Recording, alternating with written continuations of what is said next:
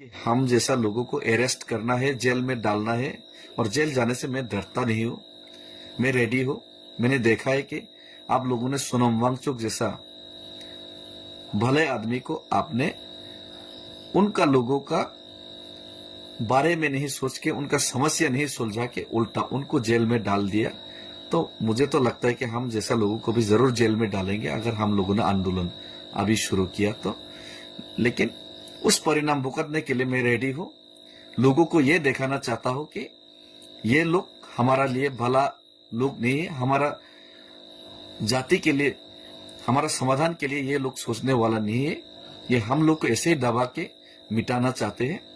तो यही मैं साबित करना चाहता हूं। मैं तो भाई जाऊंगा, सबका सहमति अगर मिल गया तो मैं तो चौराहे बारे में ब्लॉकेट शुरू कर दूंगा।